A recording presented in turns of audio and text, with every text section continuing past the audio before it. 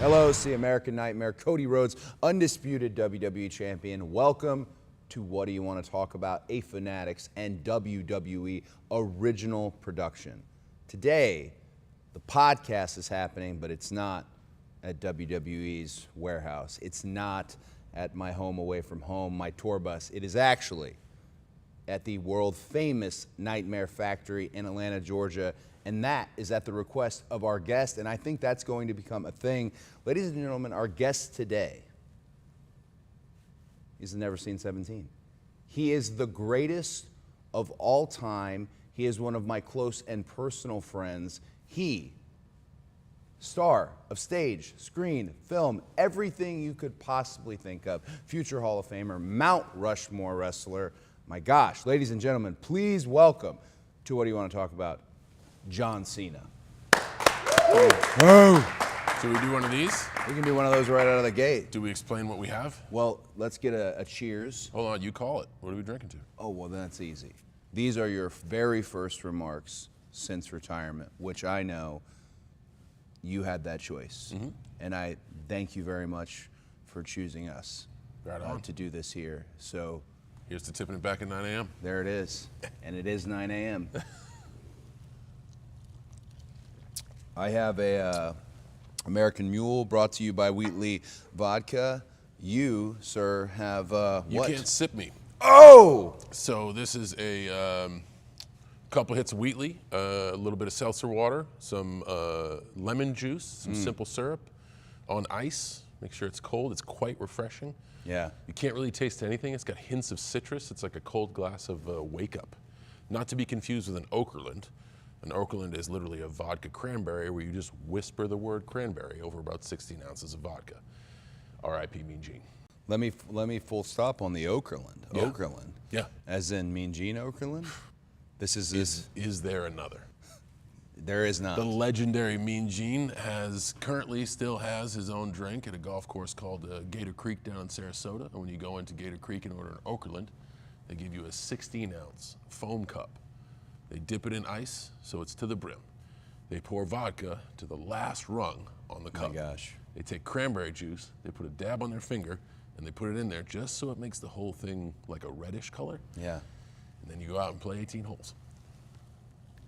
This is not the question that I was going to ask you right away. Yeah. But with such a That is good. verbose, descriptive, and accurate description of what the Okerlund was in Sarasota, Florida, at Gator Creek. at Gator Creek. Okay, at Gator Creek. Do you find That I had one too many down there? Yes, I did. Admitted. So he's not denying it, folks. Do you find that everything you encounter in your life that you enjoy, hobbies, professions, whatever it may be, I'm asking this because having watched you and studied you for as long as I have, do you find that you have to know every detail and be a master of the things you like and enjoy? No, because I'm far from that. Well, you're far ahead of many others. I'm going to give you an example. Again, this probably is not what you're expecting at 9 a.m. Man, over a I'm you can't sip me. a conversation. And that's basically just saying don't take a pull off my drink. Yeah, I so will get you your own. I am very happy with this American Mule. I am curious, can you potentially dial me up a you can't sip me? Or is that the one, 9 a.m. Here we go. Cricket Wireless later I was going to today. say, by the way, dude, you are a monster. You came home after a double taping of Raw. You have 1 day free and not even a day. I'm like, No. man, I can do this today. And you're like, I can do it morning or evening. And I foolishly chose morning. But here you are, ready to go. And you got a full day commercial shoot after this. Thanks, man. Cheers to that. Cheers to that. Cheers to knowing what it takes, knowing what the word Cheers hustle to that. means. Indeed. You were about to give me an anecdote, and boy, do I love them. No, it was more of when I've watched a lot of things that you've done in interviews because you're always really specific and measured about where you land, who you talk to, especially as you've experienced more and more of a career and you value your time. Time is such a great currency. It is the most important thing. I saw you explain to a group, I believe they're called Bon Appetit, what a flat white was. And I don't think I could ever see something that was more a direct reflection on how you were as a wrestling teacher. As a wrestling teacher, you never just said, hey, kid, this is the thing. You never just said it once. You made it so clear that the next time you went out, you could not miss whatever the lesson was. And now I've watched you go in on this flat white, and I actually timed it. It's a little over 3 minutes of you explaining coffee first, this is milk with 2 shots of espresso. It's so you that I wondered, the things he likes, does he just need to know every single detail, every aspect of them? Or is this just, are you just loving life that you gotta know it all? Because that, all it reminded me of is every single great lesson that I am valued to have learned from you. But they were taught in a way that if you make the same mistake again, issue. Well, interesting observation, right? In every level of anything, there's always somebody above you. And I don't know in your observations if you've seen this, but I try never to be the smartest person in the room. Sure. What the information I give about coffee or about wrestling, there are, online hosts, critics, even people who lace boots that are you're far more into wrestling than I am. But I know what I love about wrestling. So it's all opinion. If it's chicken soup business, your way is different than my way is different than, whoever likes it and is entertained by it. But when people ask of my advice, and when I get a chance to rub up against people, when we have matches and do stuff, I give the information between my 2 ears on what I enjoy. My description of a flat white is what I enjoy about the drink. Yeah. I enjoy that it's not as much milk as a latte, but not as small as a cappuccino. Like, there's a lot of stuff. But if you talk to somebody like Seth or Cesaro, they will be like, the beans are roasted from here, and then cured at this place and grown from this place, and that's where you lose me. Okay. So wrestling, for example, you will spit out facts, dates, moves, spots. Yeah. I don't remember any of that shit. I just try to say, like, what I love about this. And I just came to this epiphany like a few days ago. Yeah. We have a conversation. You get to go out there and have a conversation with tens of thousands, sometimes hundreds of thousands of people. Yeah. And when I get most agitated is when performers talk at the audience. They don't allow the conversation. Sure. And all the old school guys would be like, slow the fuck down. It's difficult to conceptualize. Like, I understand what all the old timers were saying, especially because here I am retired, I am one. But I also understand from a new talent, the angst of like, no, you don't get the product now because you worked slow. Sometimes a new talent can look at that piece of feedback and be like, it's just you work lazy. Yep. Because you're old and you can't take bumps. I like the comparison of we are out there to have a conversation. Yeah. And we got, an hour and 15? We're gonna talk. You're gonna talk. Yeah. I'm gonna talk. But if you talk at me for an hour and 15, I love you, dog, but I'll check out at 45. I'll hang in there, but I'll check out.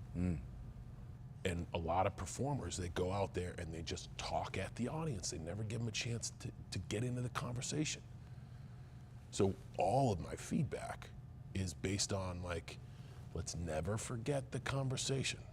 Yeah. And to have a good conversation, we gotta have good material, which means we have to have a good story. I can go 3 minutes about a flat white because I've tried a ton of coffee and I've found what I love. And it's like, when you take that first sip, you're like, man, I found it. Yeah. I love cars. But when I talk to people about cars, there's always somebody smarter. Yeah. Yeah, the engine stampings and the Dakota and the 71 Cuda? No.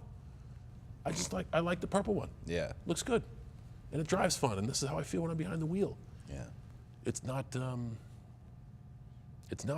The way you put together a suit. There's certain lines that I'm like, man, I don't do all the all the details. I like this. I like a little bit of loud. This is seasonal. You might have had some influence on my choice today. I want to bring my A game. But that's it. That, you know, and there's always someone who can go more. And I think if you're at the top of the hill, you got to get in a different room. Interesting. So it seems like I might have a lot of information. It's just like, hey, I found this epiphany. It's this thing I love. Yeah. This is why I love it. But to your point, I think the reason, and you said there's always somebody else out there. I don't think a lot of people think that way, and I think very similar. We have a joke in my little group that's traveling all around. I've got the champions of Crush, the gripper. Yeah. Turning those forearms into firearms, yeah. as you used to say. And I always joke about it. I'll say, hey, get a squeeze. You know, we're joking. But what really is going through my mind is there's another guy, maybe he's at NXT, there's another wrestler, maybe he's on an independent level. There's someone out there who would like the spot. And this is more on the spirit of competition and not knowledge, but I want to make sure I'm going to do in this random, I'm here working out at 3 a.m. I'm doing something consistently to try and keep myself in the game and keep it at bay, whoever that person is. It's completely different than the individual who's out there who has more knowledge, I suppose, but it's similar in a way that I just enjoy that you get into the details on so many things that you love and enjoy. But you said something, because again, these are your first remarks since retirement. Yeah. Chose to make them here at the world famous Nightmare Factory. Shit, I love this, man. I hope you don't move. I hope you do every broadcast from here. WWID facility, by the way. Yes. I mean, you want to. This is the gateway drug to Orlando, which is the gateway drug to playing for the Yankees, as we say. As a gateway drug, you said you had an epiphany. Yeah. About what you love. Are you saying the conversation in terms of what you loved about wrestling? You're talking about, I love all these little things here and there, but what is it that you've found? And I mean more so, and I'm sorry if this is so immediate, I think more after retirement, which is at this moment a day and a half removed. Yep. What do you love about it? Well, so the epiphany was crazy, right? And it's just an example of like, let's never stop learning. Yeah. So this is Friday. Yeah. I get this like, holy shit, I found a way to say what I'm actually feeling. Yeah. I was just reading through a book, and it was about the ability to have fierce conversations. And you wanna let everybody contribute. You wanna have a conversation. And they were talking about like the power of the pause and the silence, essentially slowing down. Sure, sure. It's those moments where you do action as your piece of the conversation, and then you slow down to allow the arena to have their piece of the conversation. I'm like, holy shit, I think I can finally articulate what's up here to a Javon Evans at 21 years old. Yeah. Be like, Javon, if I talk to you for 45 minutes, you're not gonna care. But if we can talk, if you can tell me what's on your mind, and I can talk to you, and then maybe we both walk away having grown a little bit. Yeah. Just make sure you do that in your matches. You know what I'm saying? I do. Where I don't have to say, slow down, kid, you're going too fast. That immediately puts you on the defensive. Slow down, you can't keep up, old man. It's not about that. It's you're gonna feel it when you feel it, but now you got a chip on your shoulder to prove me wrong, and to prove working fast is gonna work. Yeah. And I'm not saying it doesn't. I'm just saying, just make sure you always have a conversation with him out there. You know what I'm saying? And that happened the day before I retired. So what I love about it is like, you're learning all the time, you know? I love That's this. all.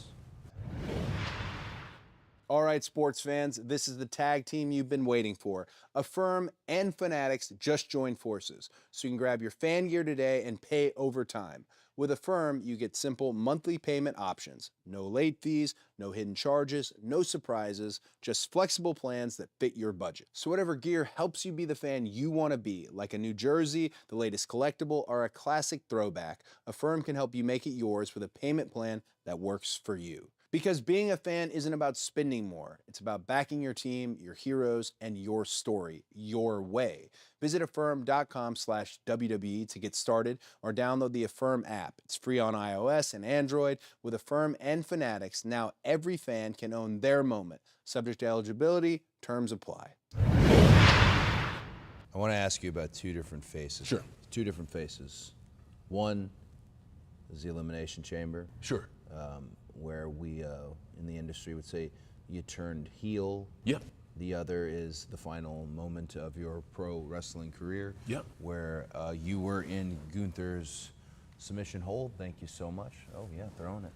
There we go. 9 a.m. All right. And the end had come.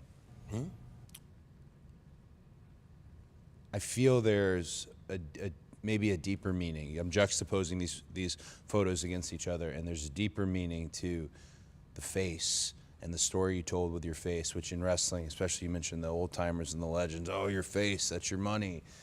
It's not a lie at all. It's how we articulate things to the audience as a pro wrestler, even if we don't have the cameras and the trons and the walls, the great old school pantomime. That face that night in Toronto in the Elimination Chamber versus the smile, to a degree, that came over your face at the very end, Saturday night's main event against Gunther. Again, this is immediately fresh. Retirement was a day ago. What's the story of those two faces? So I think that matters, but I don't know how much it matters. Here's what I've learned over the years, and we've had some time to work together. Yeah. So I think you'll be, as I say this, you'll be able to maybe reflect upon moments we've had or, Yeah. or moments you've had and put some truth to it.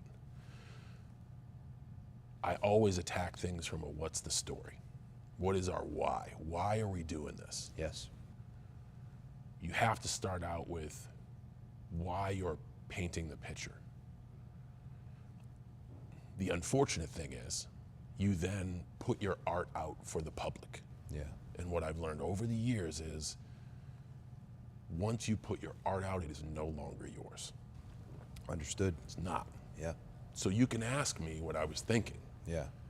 And now you look at the artist painting and it's like you're walking through a gallery and the artist is right there. And I'm gonna tell you what I'm thinking. But what I'm thinking matters little because of the overwhelming conversation that the public has. Sure. Maybe, just maybe, I'll give a guideline to some folks out there and it'll help curate their experience. Yeah. But just because I set out to do something, Yeah. now it's in the public's hands and the public views it how they want. Of course. I'll work backwards. Yeah. Well, fuck, I'll try to lean into it all. The 15-month, I'm announcing my retirement, we have a year left, or 18-month, is literally a chronicle of the cycle of life. Like it is an individual towards the end of their life announcing that, hey, I'm gonna go. Yeah. And I really thought a lot about what I've been able to be lucky enough to be a part of here. And then the change in demeanor when I kicked you in the nuts was easy. I am known for smiling in the face of adversity. Sure. In the face of polarization, taking it all in stride, not taking myself too seriously. And then, you make this announcement and then you have a 6-month pause and then you have Jan 6 into it where it's like, all right, we're gonna have some fun, and then you have Rumble and I come so close. Now, going into Rumble, the story is like, just happy to be here. I wanna make out the year in one piece. And then I almost win. And I lose because of stupid confidence. I hit the mat, not selling upright, and look back and be like, I almost had it. Yeah. So then I get an opportunity in the press conference to let people know that, like, I'm serious, I'm goal focused, I want to win that again. Yeah. I've changed my perspective. This is not a farewell handshake tour. Flash forward to Elimination Chamber. And this is how the business works. And I know this is forever the critical discussion outside of the confines of people who said, I want you to do this, that own the thing. They wanted to make Elimination Chamber a moment. I get it. The business is about making moments. There's nothing wrong with that. You don't always have to have a 9-month trajectory. You can understand that, like, yo, we got a ton of eyes on tonight. Yeah. Let's do something impactful, and then you as artists can run through the maze and figure it out. Yeah. So in February, they just wanted to make a moment. And they asked me to be part of it. Holy hell, what a challenge to me creatively. So the loss of that good side at all costs to get that was easy to explain. And when we all talked about it, the one detail I made is, I'll do whatever the fuck you guys want. Just stay on the face for longer than you think. Yeah. So one thing I said, it's gonna feel weird. Just stay. Yeah. Flash forward to the end. I envisioned something beautiful. Saturday far exceeded whatever was in my heart and soul. Yeah. So I know I'm out there one last time. They had to move the side ramps in to put more seats, and it almost was like a fire hazard to go down the ramp. Okay. You cannot fit any more. I know it's an old wrestler story, but I'm setting the stage for why I was so filled with joy. You can't fit any more people in there. Yeah. So going up to this event, I made sure everyone I talked to, all the podcasts I did, I'm like, hey, I know you may not think I'm gonna retire. I am.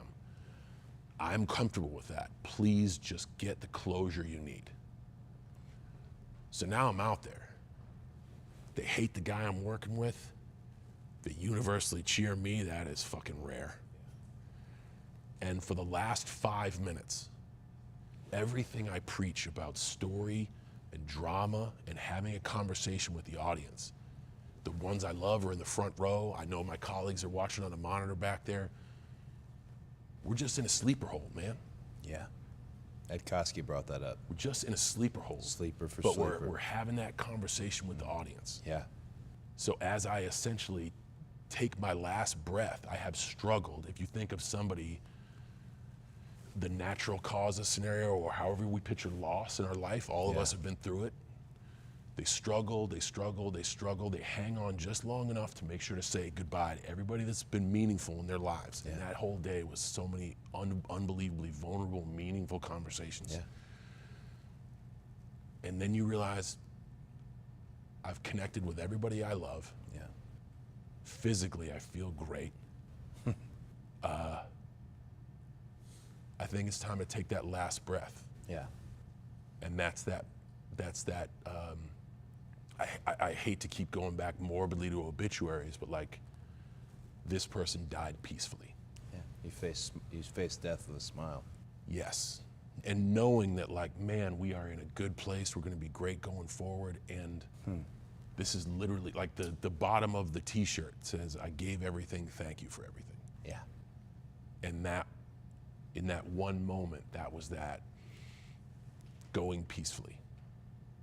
You know, so like the whole tour, the year story, for me is just the cycle of someone facing the end of their life. The struggles they go with. I got a raw deal. I want this one more time. This will make me happy. This will make me live forever. Yeah. And then realizing, like, oh, I've kind of been a prick and gone against my values. And having a good person, somebody you know and love, be like, man, this isn't you, dog. Let's do it the right way. Which connects to our why and helps us tell the story and have a conversation with the audience. Yeah. And then moments with colleagues that I have history with. Yeah. Tributes to everybody I've shared canvas with, or as many people as I could squeeze in one match before we had to take it home. Yeah. New competitors, so you can pass on the wisdom and knowledge. Heck, the deal in San Diego where we ran everybody who bought a ticket into the ring practically, and can get as many people around that element as, like, man, I only have a few more matches left to call. Can we run 27 people down so they can just at least hear the noise? And then to honestly, to be honored to be in there with somebody who takes the mat as sacred. Yeah. I don't care who likes or doesn't like Gunther. Respect is a core value.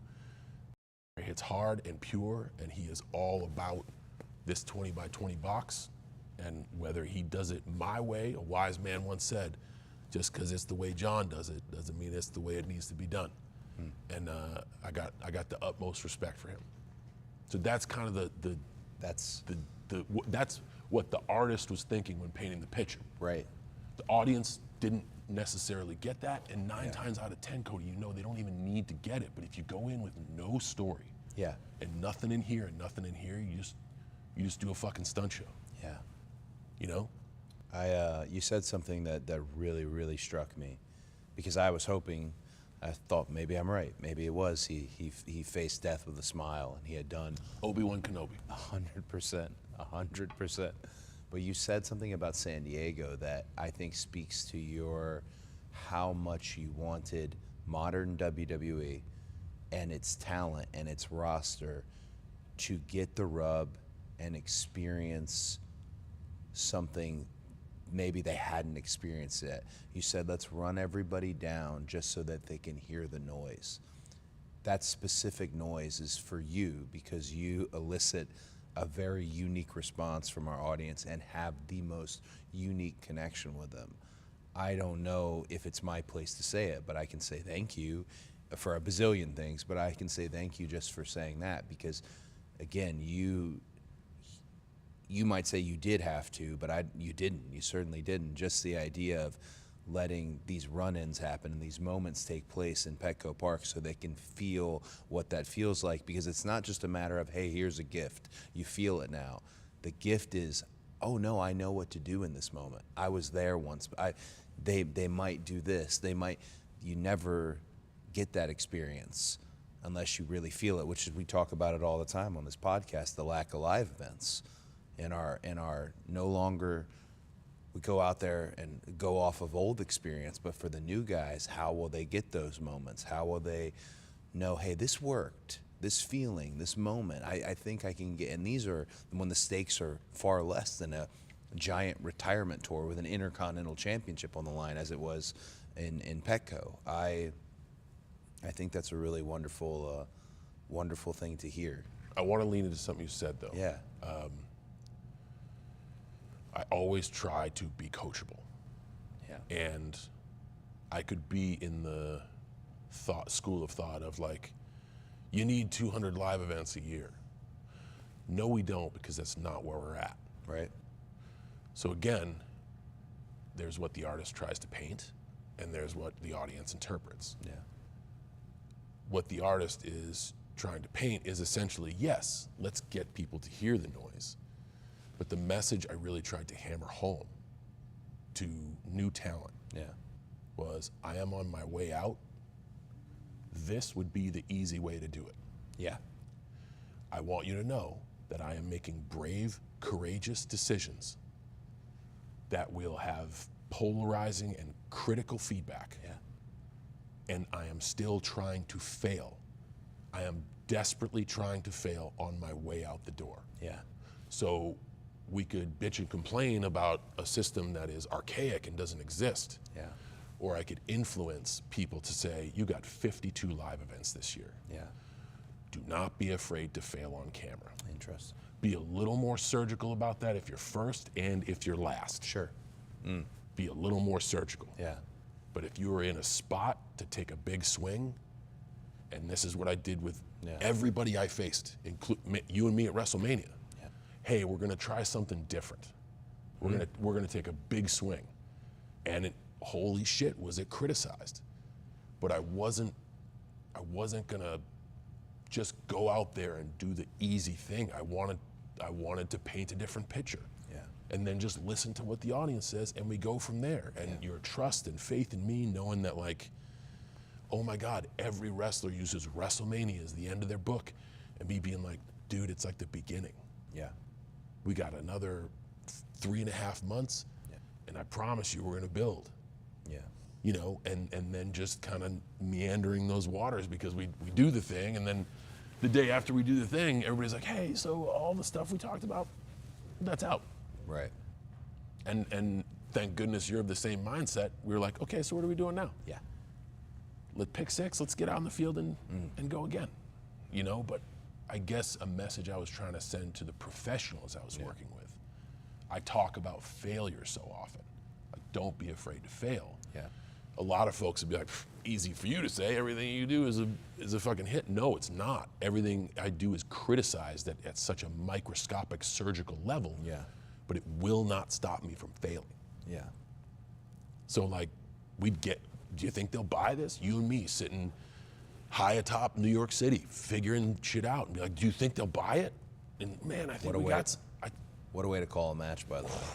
What a way to call a match. My goodness. In the most I'm beautiful only building. giving you I'm showing you the exit sign to the inside. Do you mind if I elaborate slightly on? This is our conversation, bud. You, Where do you want to talk? You called me to your unbelievable high-rise in Manhattan overlooking Central Park, which I don't think I'd ever even seen like that. And you just said, let's get a cigar. And this place has a burger, too. And I was amazed that we did have a cigar or two and tried various spirits. But somehow in there, an entire story and match was talked about in a way that if that was the only conversation, I would have known exactly what we were doing in the ring the next day. It was, I couldn't have asked for a better way to, we're actually talking, we're talking about the match now. It was just it was a wonderful experience. I got a good picture from it. This message is sponsored by Raycon. Keep your ears open and your holiday playlist rolling with Raycon's Essential Open Earbuds. These open earbuds let you stay connected to your surroundings while enjoying your favorite music, podcast, or calls. Perfect for a jog, commute, or just kicking back. Lightweight and all-day comfortable, they never feel bulky, and the secure fit means they stay put. Whether I'm at the gym, out on a walk, or grinding through my to-do list, Raycon's Essential Open Earbuds keep your ears open while still delivering crystal clear sound. They sit just outside your ear canal so you can stay tuned into traffic, coworkers, or whatever's happening around you without losing out on music or podcast quality. I use these when I hit the gym, and they never interfere with my workouts. Raycon audio products are up to 30% off site-wide, from everyday essentials to the latest releases. It's the perfect time to upgrade your sound or get ahead on gifting. These early deals won't last long. Shop now before they're gone. Just click the link in the description or go to buyraycon.com/roadsopen to save on Raycon audio products site-wide. I got a slight disagree with you, too. I got a slight disagree. Sure. And as someone who considers himself under your tutelage for a long time, maybe the live events are archaic, but I like a little archaic. And maybe that's counterproductive, but you remember some of these places? I mean, for people who don't know the full story, I was a little bit like a driver. I drove you around. Like you said, you can't take the big swings when you're first or you're last. Often the live events were you as the main event, maybe against Randy Orton, and it made it so that we in the middle could take some big swings and have some unique finishes and try some fun stuff because we were set with what was happening at the end of the night, that they were going to get a consistent, awesome moment, their money's worth plus. And that gave us the license. I remember wrestling Carlito, wrestling all kinds of different people throughout that first part of my career, and always different, trying something new. Arn Anderson, who's someone who you've had helping you throughout your career, saying, try this tonight, or do this, and short time, but what about this? And I loved taking those swings, but I also, even though from a business standpoint, which you've always approached everything as such a businessman, which I want to talk about in a second, I still think there's a piece of fun and morale that actually leans into the business side of it. I'm not disagreeing with you, right? Yeah. I think the arduous travel is not a good thing nor a bad thing. It's a thing. It has pros and cons. Yeah. Everything you stated certainly weeds out folks who don't want to be there. That's right. You earn every cent. Yeah. There's a lot that is different Yeah. now about the business, but you're not wrong. Yeah. But who cares? That's not what we do. No, it is not. So either I'm stuck in a place that I wish was and is no longer a thing. Yes. Or where are we at now? Yeah. And you say, oh man, the live events were fun because we take a big swing. Every time they turn the cameras on, it's a live event. True. I never treat any event other than a live event. And when I hear people say, oh, we used to do this at live events, my knee-jerk reaction is, well, what is tonight? Yeah, there's a live audience. It's a television audience. It's a live event. Yes. And if the audience is apathetic, I don't care how good you think your story is, it's not good. Yeah. You want the live event. And through having a ton of reps, so my training is with a ton of time under tension in front of live audiences, but I treat everything like a live event. Sure. Here's a knock against live events. I would see performers like you and people in the middle go out and have fun on Friday, Saturday, and Sunday. And on Monday, they would lose everything they learned and just do a surgical, bland, storyless performance because they knew they were on television. Right. And they never took any of the wisdom or any of the fun they had and put it in here when the cameras were on. Yeah. What I was grateful enough to have was teachers and mentors who were like, Saturday is no different than Monday. Yeah. Remember why the people got energized. Sure. It's because you did this goofy thing. And if you're not brave enough to put the goofy thing on TV, put the emotion you had doing the goofy thing on TV. Yeah. And they'll believe. So we are where we are now. Yeah. And we need to somehow let everybody know that, like, hey, what you do is beautiful and athletic and strong and like unbelievable. Yeah. But the way they can attach to you is by knowing who you are. Yeah. And we got to do that with. It would be very difficult for me, especially looking at the business model and the success of the business, to go into Connecticut and petition for 220 live events a year. Yeah. So that's not what we have. Hey, you have The Rock and Travis Scott. Awesome, we can plan all this stuff. Hey, you don't have those two guys anymore. Yeah. Not once did you and I ever have not once the whole world has had this conversation about, like, well, what would it have been like if the two guys in it with their dick in the dirt not once had a conversation about, man, what would it have been like if we had those guys? Yeah. No, it was We like, didn't have- okay, what now? What's next? What do we do now? Yeah.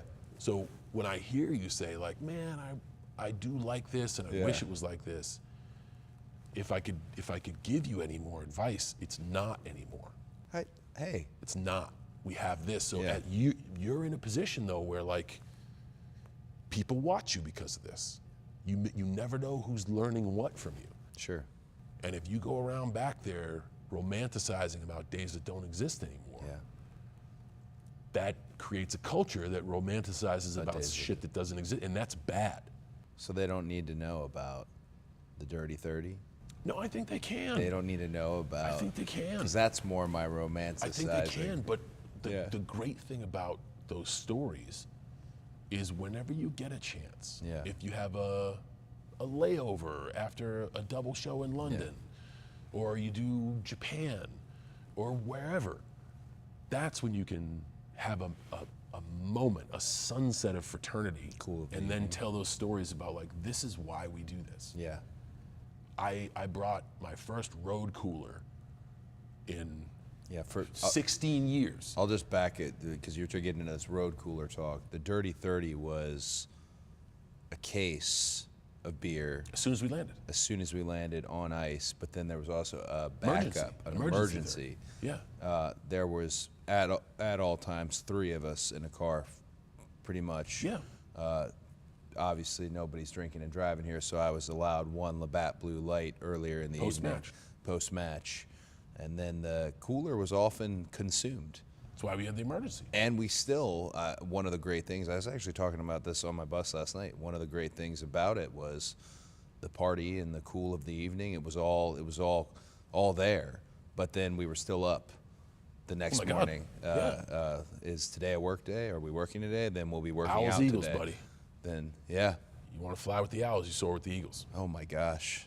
One more time. If you want to fly with the Owls, soar with the Eagles. That means you're up all night and first one up in the morning.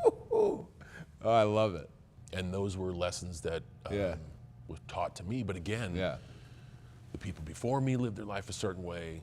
I lived my life a certain way. And you want to talk about always evolving, right? Yeah. So I put together my first road cooler in like 16 years. 15 Okay, years. yes, the cooler, yep.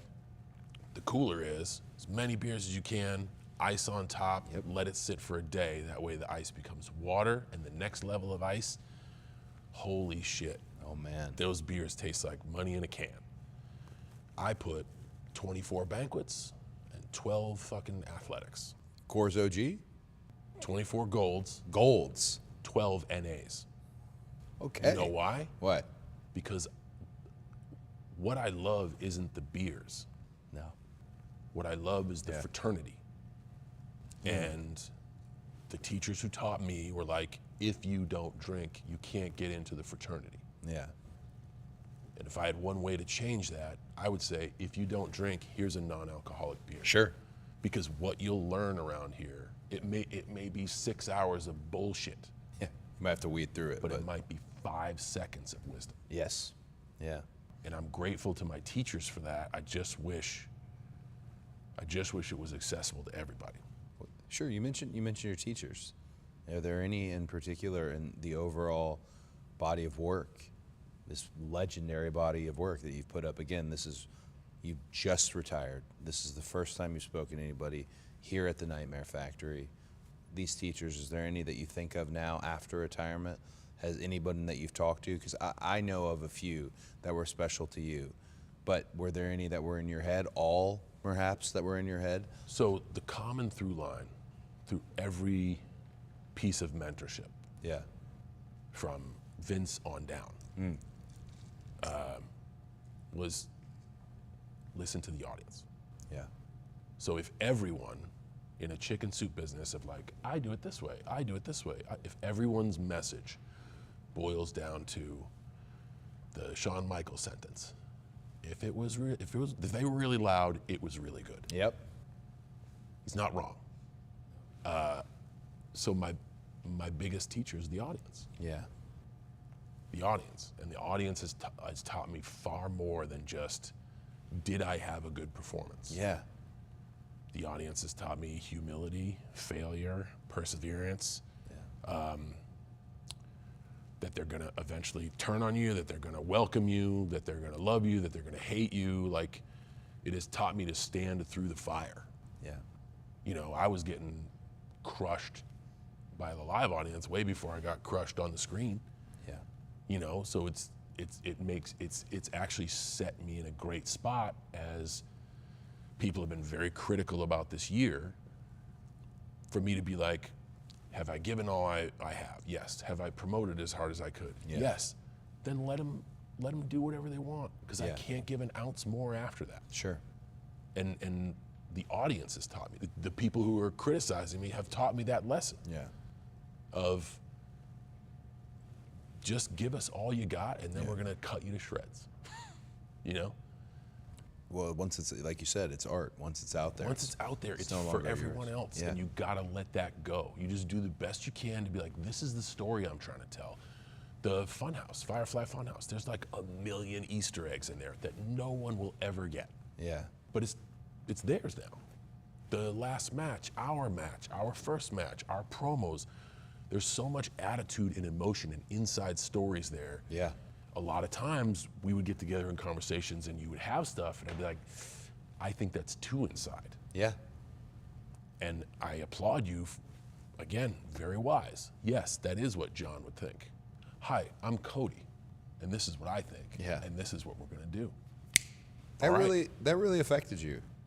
That's what a teachable moment. I I thought very much that the character John, the person, this is how you would approach it, and I thought no, I would approach it differently, and I felt like Cody, I was glad it was said. It was a beautiful, teachable moment.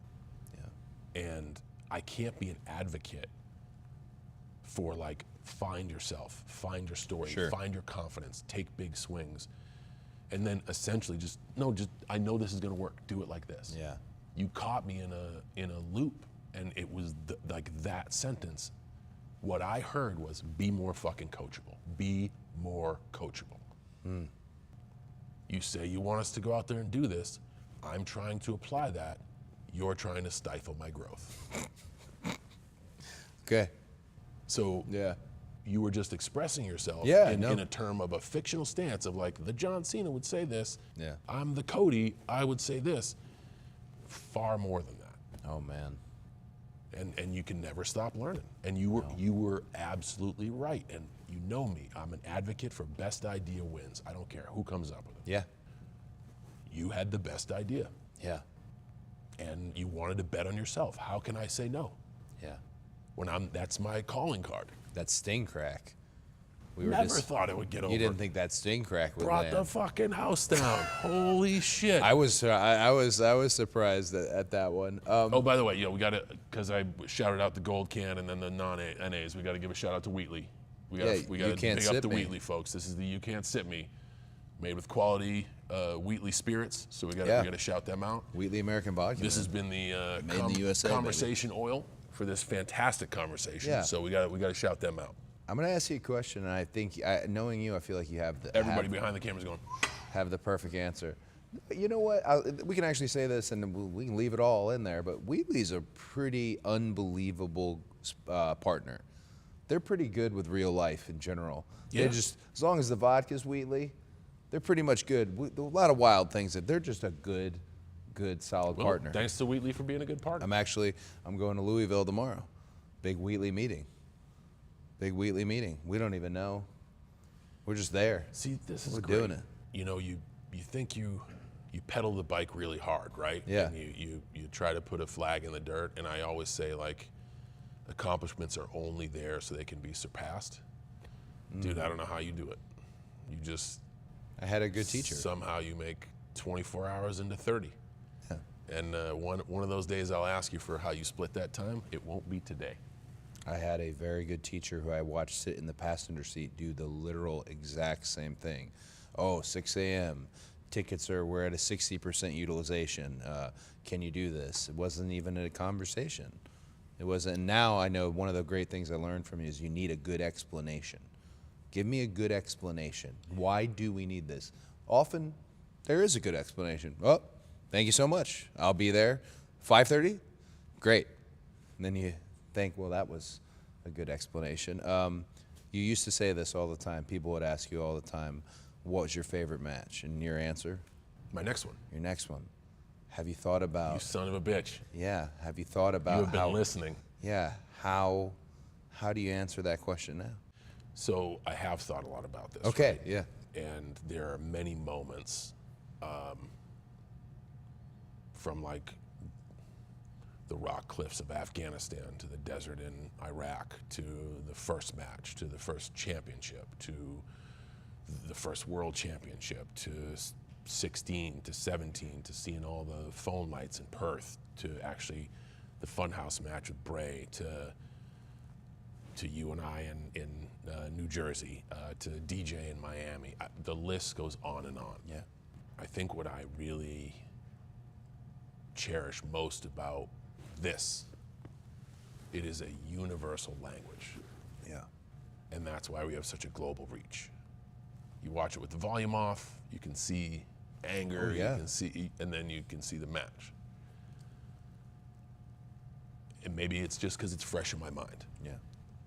I can't get past Phil Brooks, CM Punk, Saudi Arabia. Yeah? I think that might be my favorite moment in wrestling. Wow. This is the match itself. No, The pre-show. promo. The pre-show?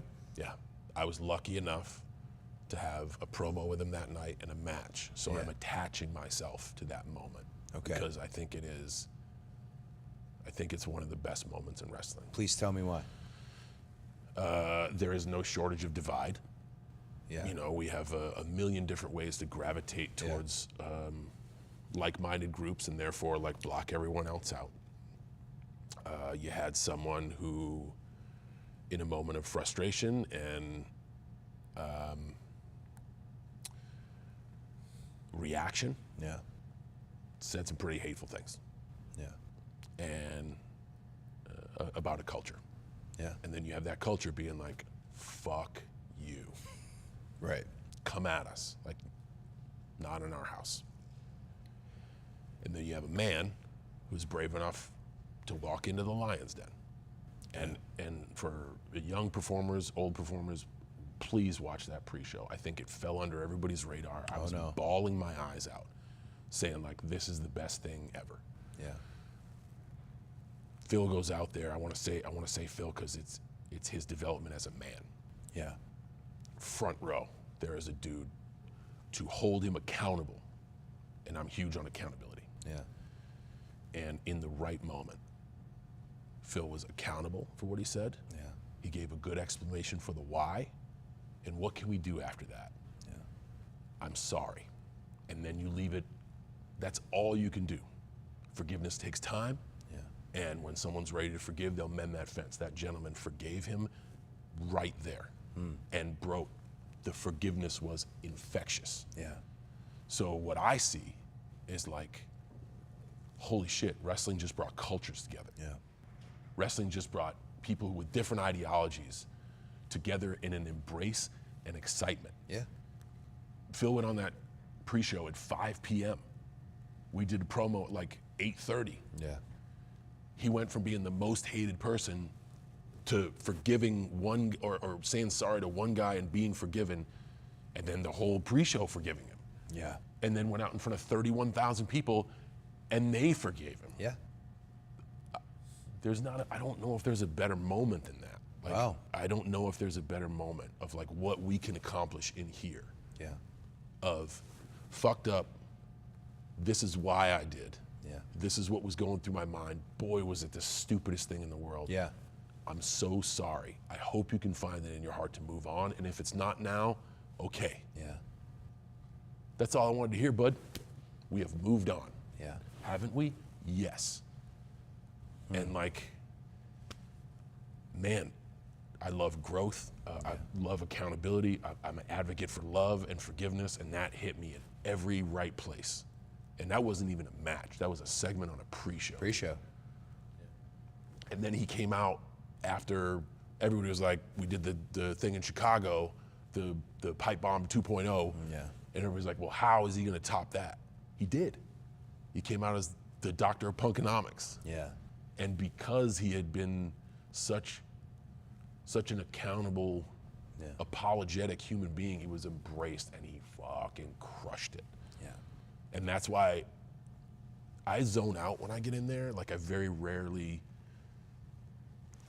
I feel everything, but like things very rarely get to me. That pre-show moment struck me so hard that when he said like, I miss you already out there, I got weird, bro. Like I couldn't, my processors like fizzled for a second. Yeah. When usually, you know me, I'm like, there's a guy on the third deck with a sign that says this. Yeah. I'll use it in the act. I got lost in it. That's how meaningful it was to me. Wow. I think for me, that's the best moment I've been a part of.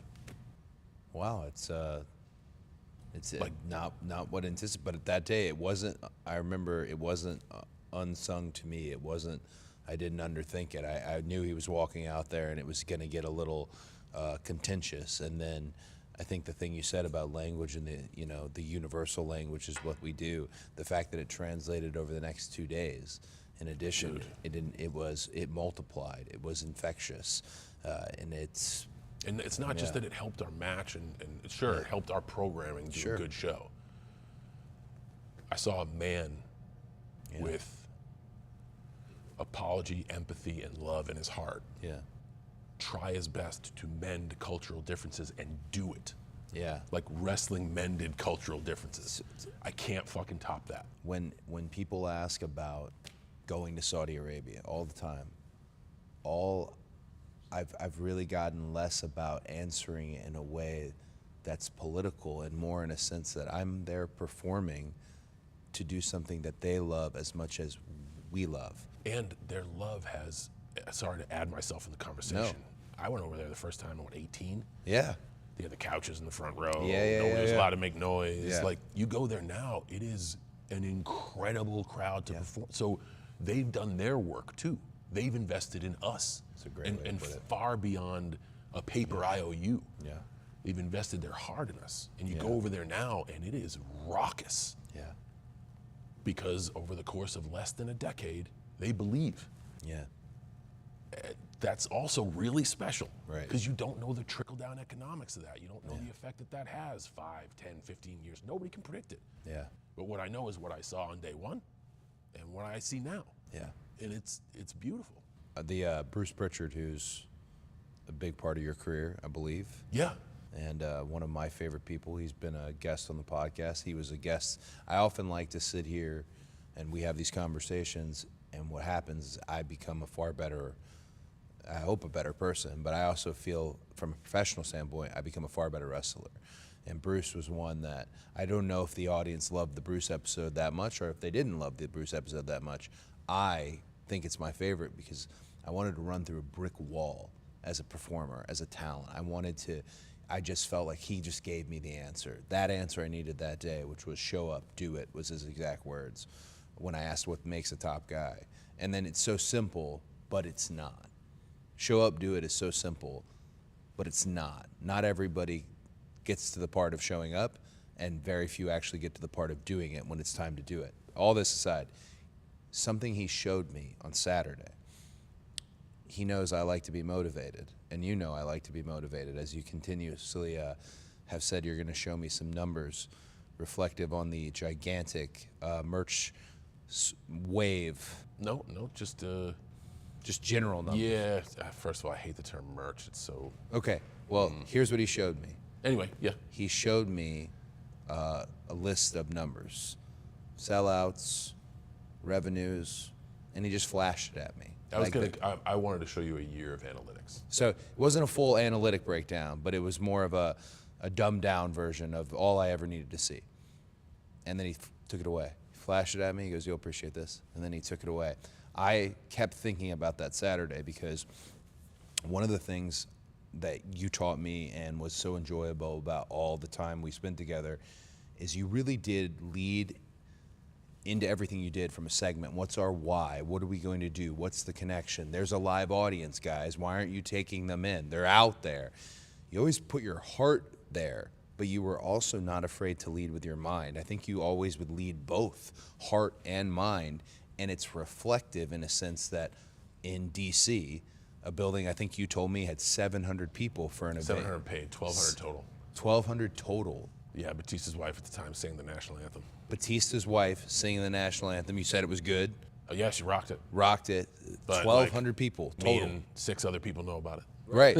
Well, now hopefully more know about it More because folks in the locker room than were in the stands. you go to this same arena, and we don't just sell out. You said we move in. We almost breach fire code, and we're as what Hunter has dubbed 360. There's a difference between a sellout and a 360. 360, we're putting seats where cameras are supposed to go. Yeah. Marty's having to step around people. Stu is fighting through to get an actual shot.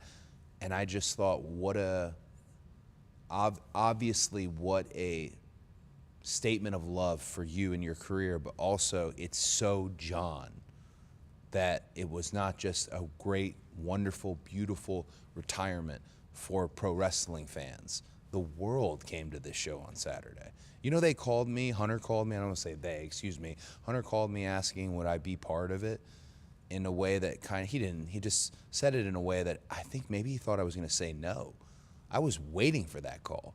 Am I going to be part of something that a guy who taught me the majority of what I know and apply, so not just what I know, and apply in his final destination as a pro wrestler, and knowing you, and I feel I'm not speaking out of turn saying, that's it. You will not be wrestling again. That is for sure. That's it. Yeah. And I kept saying to all my buddies, oh, nobody ever really retired. Especially after the beauty of Saturday. Like, Right. I can't top it. And to think that it wasn't just the hardcore wrestling fan, which we love and is always there, and they ride through every season and every era of wrestling, but the world came to that event. 1,200 people, 700 paid, Batista's wife singing the national anthem, and here you are, and we're almost breaking fire code because people wanted to see it and wanted to be part of it and wanted to touch it. Those numbers were, I still look forward to your analytics, but those numbers were staggering to me. But I think the number that's important here is that took 23 years. And a lot of times people think they can do it overnight. Yeah. And first of all, thank you for being part of that, because when your music hits to a crowd who knows you, it immediately brings a certain level to the live event. And you were gracious enough to work with an up-and-coming talent that has an incredibly bright future ahead of him. Probably not your last match with that I would say not. behemoth. Yeah, nearly took my ear off. But you introduced him to the noise. Yeah. He got to hear it for the first time. Yeah. And that was a personal, selfish goal of mine. How many folks can we get around the noise? Damn, there it is again. Let's take our top talent and put them with new talent, just so on this one night they can hear. Hearing loud noise is one thing. Hearing that level of noise is another thing. Yeah. And now they've heard it, so now they have something to strive for. Furthering that, I got to have one last beer in the locker room in my gear, in my socks, my knee pads, the jorts. Yeah. And I made a toast. And the toast was to the metrics of the evening. Largest arena in WWE history. Wow. Largest for the building itself. Very rarely do we hit those milestones. No, we do not. Yes, very rare. And the only reason I wanted to showcase those metrics is because I said that, Haku was in the room and Javon Evans was in the room. So your last toast in the wrestling business was with Javon and Haku? And everyone in between. I Oh mean, my. we have legends, we have future stars, we have talent that are front and center in our programming. The locker room was full. I can't believe that many people stayed. So I have 12 ounces of conversation left in me, and I choose to use a moment to say, Wow. this is what we did tonight.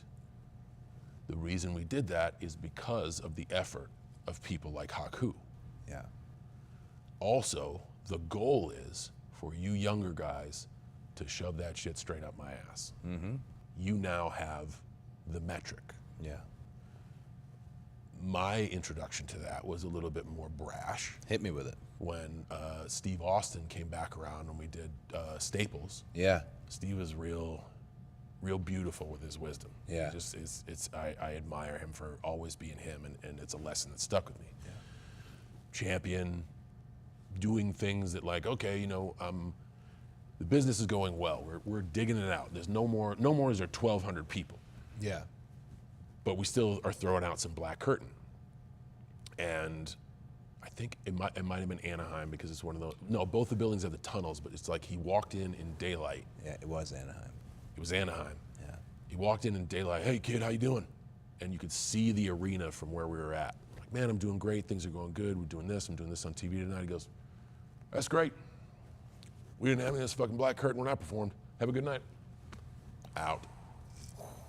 But not cold, honest. Yeah, of The course. metric you should be reaching for, if you are doing what you say you're doing, is getting the word out. And I wanted to have that one last chance with the brotherhood, the family, the fraternity, to say we got here because of these folks. We need to surpass this because of you guys. Yeah. Let's toast to that. Yeah. You know what I'm saying? And it felt great. It's not braggadocious because it's a moment. It's fleeting. It's gone. Yeah. It's gone. But like, hey guys, this is the standard. Yeah. I'm fortunate enough to win 17 just so somebody knows it's possible. Yeah. So they can go win 18. Right. And I don't want to be in the dirt. I want to shake that person's hand when that happens. You know what I'm saying? Because for the longest time, the record would stand, and it's like, oh man, nobody's gonna even come close, and oh my God, it might be possible. Now it's possible. So if there's a young performer out there, or who knows, Yeah. It's possible. Like, that's the strongest guy in the gym. Go do more. You Sure. know what I'm saying? Like, I enjoyed that. You said it's not braggadocious, and I think very similar in a sense. I had a conversation, I think I even told you about it. Production, someone who's new to WWE production came on my bus, and we were not seeing eye to eye on something. And it's fleeting. You only get one opportunity to kind of say, hey, look at what we did here tonight. And what I was explaining, because we've had this series of, especially with your farewell tour, we've had series of record grosses, arena records, just stuff that hadn't happened. And then prior to that, and coming out of WrestleMania 40, a lot of top grosses, top per caps, all that language. But I said, hey, it's not always like this. It's not. It's not. There are 3,200ers. We don't want, but there are. And the goal is, Eddie Guerrero taught me this. Yeah. Those nights that 1,000 folks show up, you do everything in your living power to give them the absolute best show you can. So the next time, 1,500 people will show up. There it is. And you go out and do double the effort. So the next time, 3,000 people. Yeah. Eddie was big on the law of compounding interest, one fan at a time. Sure. Those lessons that stick with us. Eddie Guerrero, one fan at a time. Take it one fan at a time. My gosh. And what I like about the metrics you discussed, like I said, that is 23 years of Owls and Eagles. Yeah. And that's the annuity yield. Like that's the IRA. It doesn't happen in one, and if you are one of those folks that it happens, I've seen it happen rarely, where they're shot to the top. Yeah. You got to stay there. Yeah. You know what I'm saying?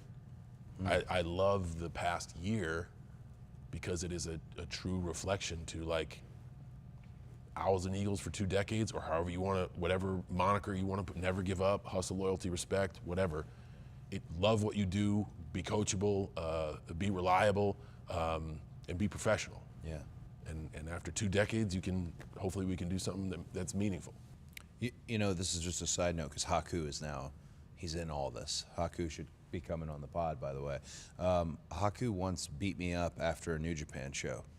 Why, in the midst of it, legendary ring announcer Jim Ross said on the air, this angle's taken too long, while Haku was beating me up. I don't know if anyone needs to know that, but when I saw Haku at ringside, I thought for a minute, he could come over here right now, and I'd have to sell. I'd have to. I got a good handshake out of him. He was happy.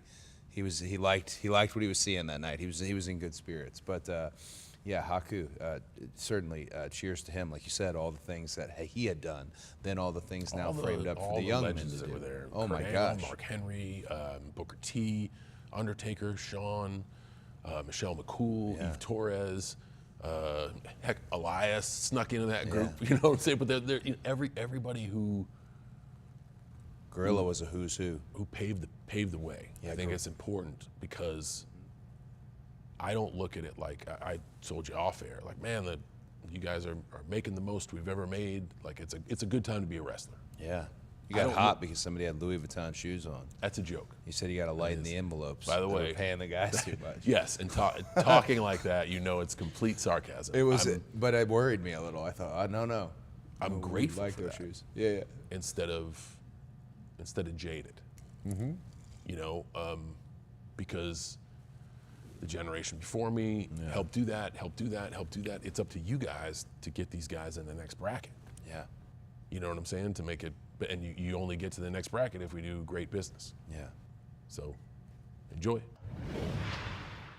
Big news, WWE and sports fans, the world's #1 sports fan festival, Fanatics Fest, is making its return to New York City. Fanatics is bringing you closer to the leagues, teams, superstars, and athletes you love across 4 action-packed days in July. Meet your favorite WWE superstars, get your hands on exclusive merch, catch live podcasts, and interact with the biggest names in sports. Tickets are on sale now, and fans of the podcast can use code CODY10 at checkout for 10% discount. Head to fanaticsfest.com to get your tickets today. I want to bring this up just because it's right in front of me, and I'm just taking all of this in. And this ensemble, this suit, seasonal, Well, it's holidays. It's phenomenal. Thanks, man. And the pocket. You got a suit game, so I got Well, the suit game all started. You started it at with your tailor. Which Yeah. I don't know if you want to shout out your tailor here in terms of Oh no, David Allen's. Well, I've gone through a few. David Allen's been my guy for well over for a quite decade. some time. Yes. Right. You started the suit culture. I don't even remember. Maybe it was the same logic I had. My logic in it all was I wanted to subvert expectations on what someone might think when they meet a wrestler. I wanted them to think and know we are a business, and we're in the business of entertainment, and that was the thing that was in my mind doing it. But no, I just wanted to bring it up that whoever threw something together for this is quite He's like the gutter guards at the bowling alley. okay. He will keep me out of the gutter. Yeah. But I like choosing my own stuff. Yeah, you told me that. You like looking at the buttons. You like looking at the fabric. Swatches. Like I love, because it's like making an outfit. Yeah. I did 36 for 36 this year. Made 36 outfits, Yes. and I made them all. Yeah. I don't tailor them. I don't stitch them all, but I'm like, no, it has to move over a little bit this way, and I want to put this as an Easter egg in there, and we need this, and like I enjoy the process. And lo and behold, it's a uniform. Yeah. The suit is the same structure. I always wear either a 1 or 2 button coat. I don't wear the low vest. It's like I don't do double-breasted. Every once in a while, double-breasted vest. Every once in a while, double-breasted coat. But tight. like, the uniform's the same. It's just the color switch. So imagine that the guy who always wears jorts kind of always wears the version of that. You mentioned the uniform. Joe Hickey. Yeah. That to this day I have this great relationship with Joe Hickey, who works WWE merchandise, Fanatics, WWE shop, all those things. I have this great relationship. I would never even have known his name, which would have been naive of me and ignorant of me as a WWE performer. But you used to talk to him after every event. Yeah. And I'd sit there and be driving, and you would just go over. Same with the Derek and Chop and Yeah. all those guys. Like, Yeah. Lumpy. Lumpy, Pumpkin, Derek, yeah, Chop. There's a bunch of new nicknames too. Egger. Yeah, Shout out to the Egg. Saw him in San Diego. Doty as well. Yeah. Yeah. They're out there. So what I love about Joe is he is a creative. He's an artist. Yeah. I enjoyed talking with Joe, with Derek and crew there, Yeah.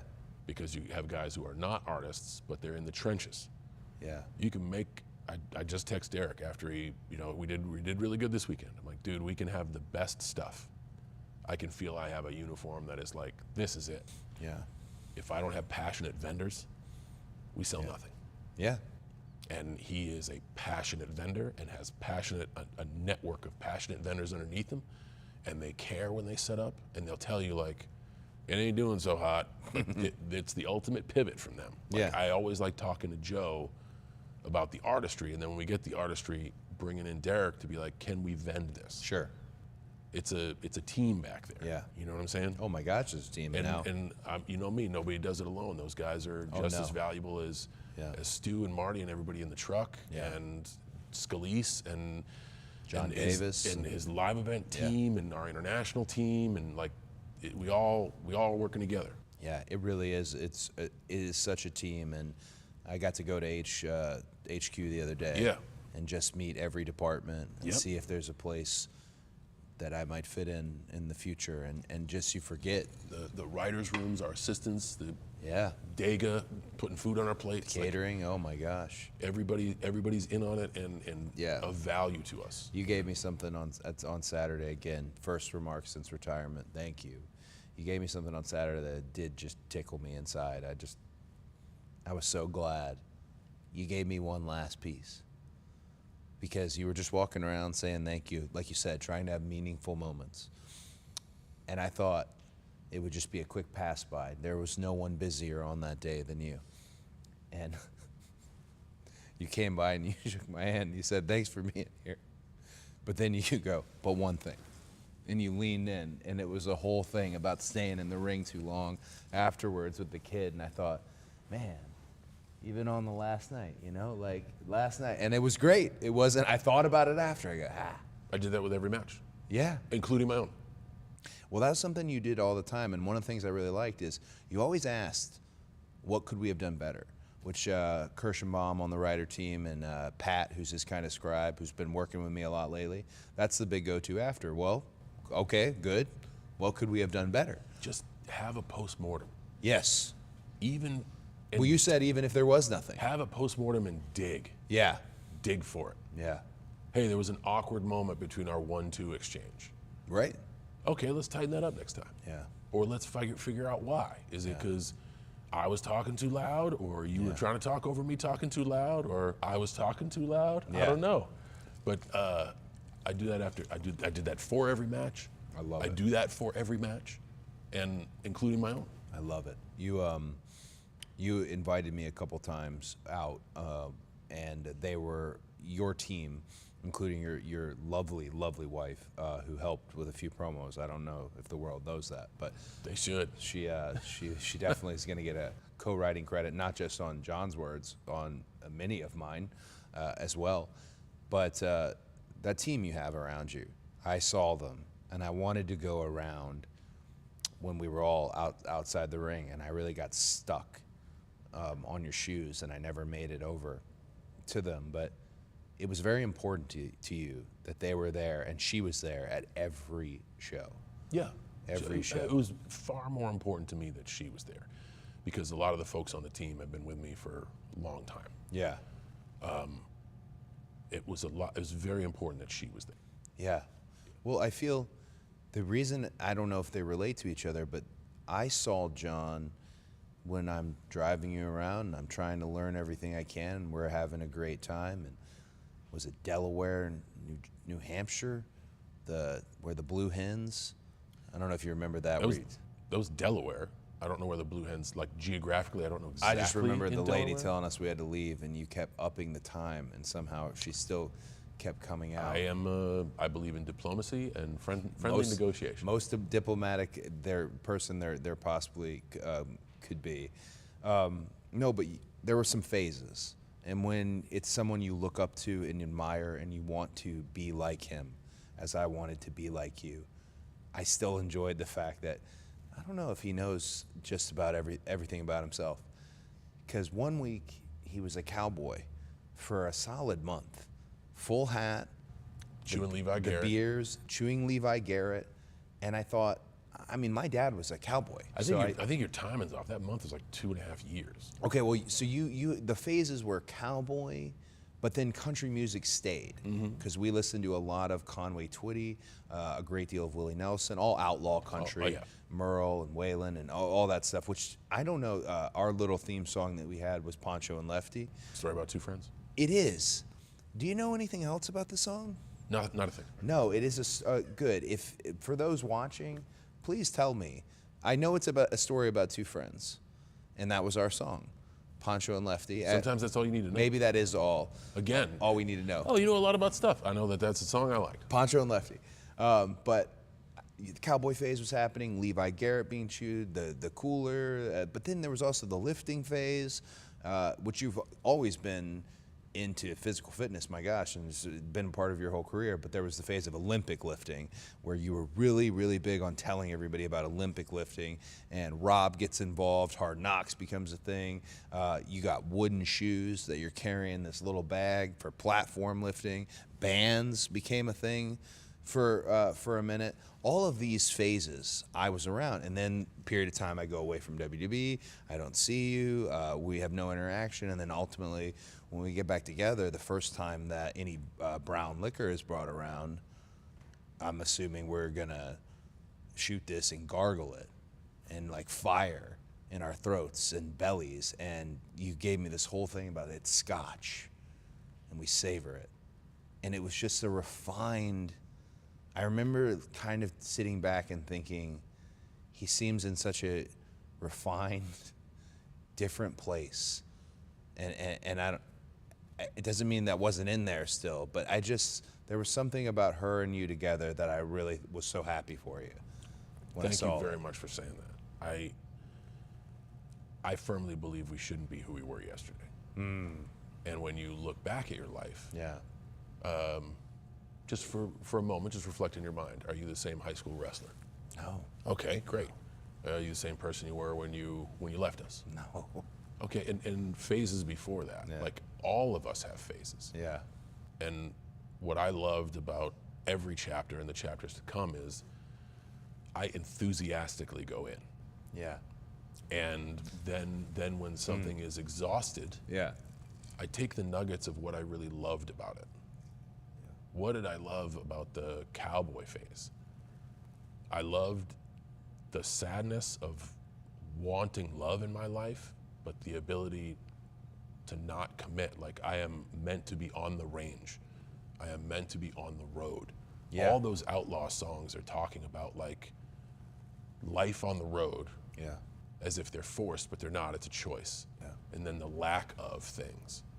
And I also liked essentially the background-ish noise of country music, but every once in a while, when you're through that bottle of brown liquor, you could be like, yo, listen to the words.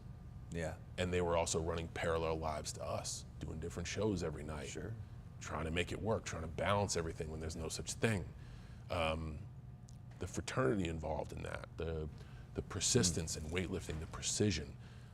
It's essentially like a golf swing with a bar, and it's something you'll never perfect.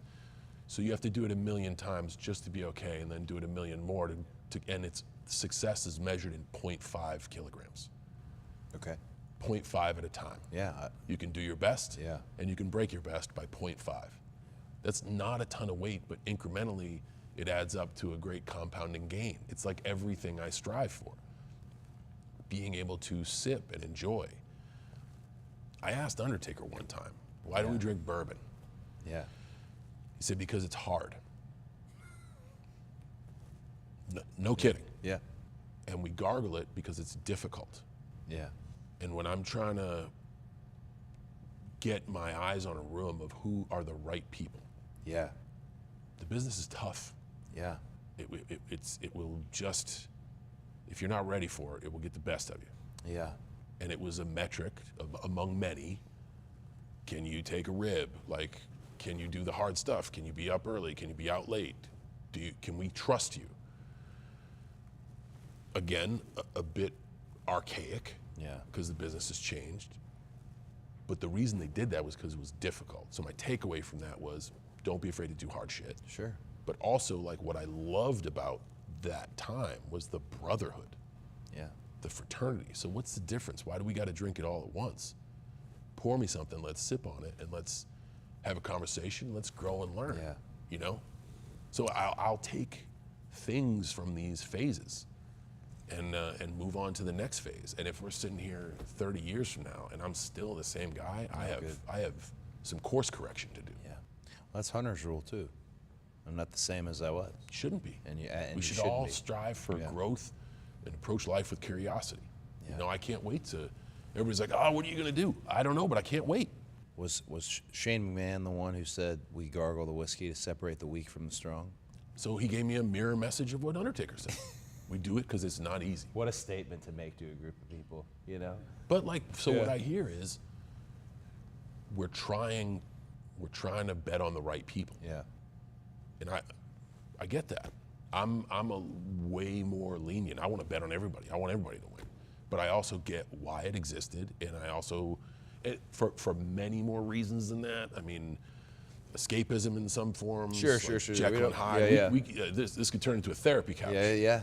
We do You that know, every now and then. For the longest time, pro wrestling was my safe space, and my life was a fucking wreck, and everything was great in wrestling, so I didn't want anybody coming in, Yeah. which is a lot of the reason why I wanted to make sure my teammate was at every one of these. And in being at over 100 shows, she gained knowledge of wrestling. She talks the language now, and now I can reference moments in my career. She'd be like, oh man, that's great. We stole your toast game.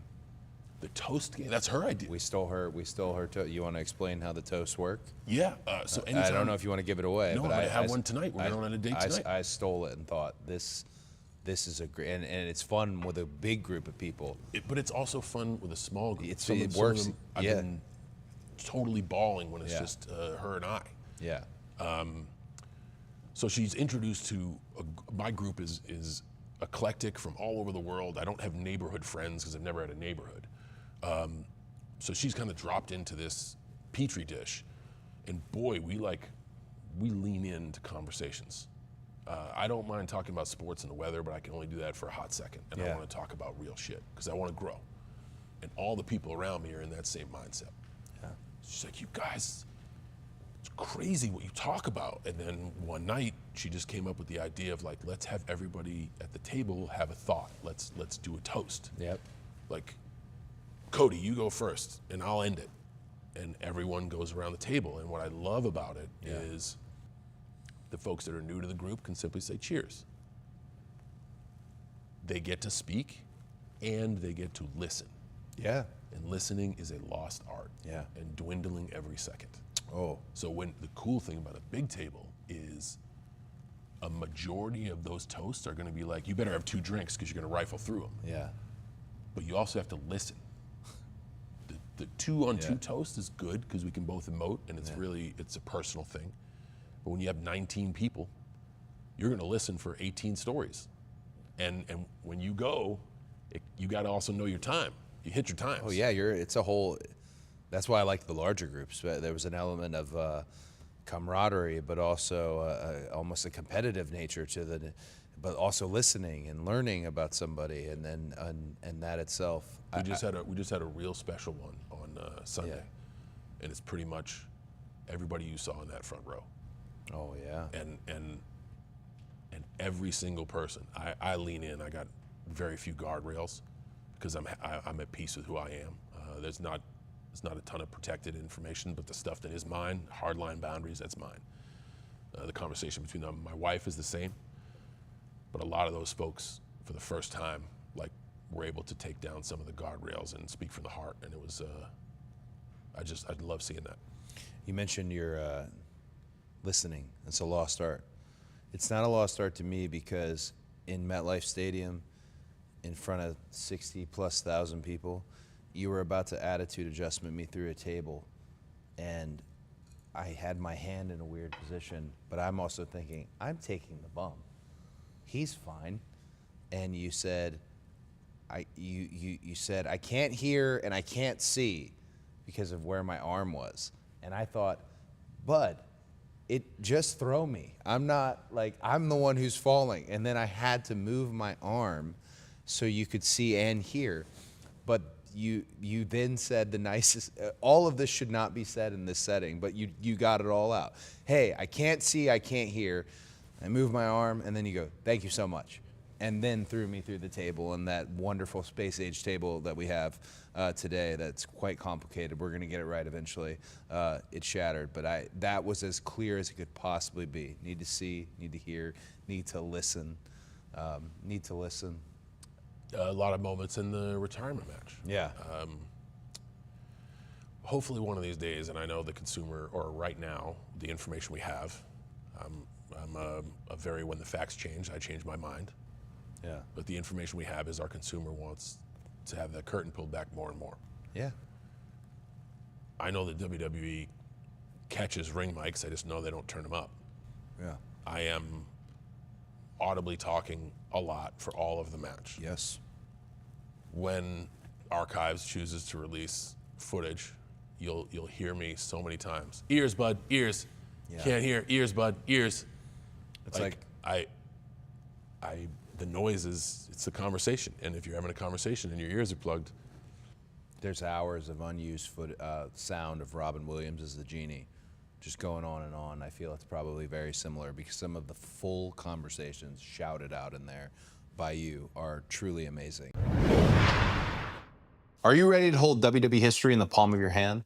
Topps is bringing you closer to the action than ever before with WWE Topps Now, highlighting the biggest matches and milestones from WWE shows and PLEs throughout the year. Topps Now is enhancing the fan experience by connecting collectors to the superstars and spectacles that ignite their passion.